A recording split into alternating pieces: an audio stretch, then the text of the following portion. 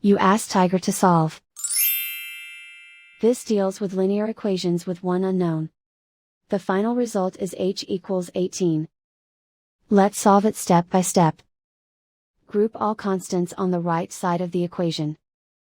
Add 8 to both sides. Simplify the arithmetic.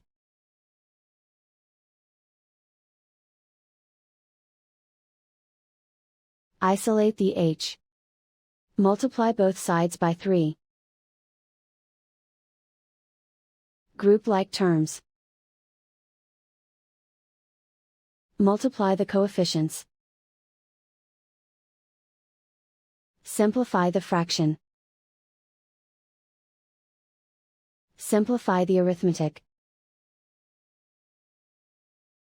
And so the final result is h equals 18.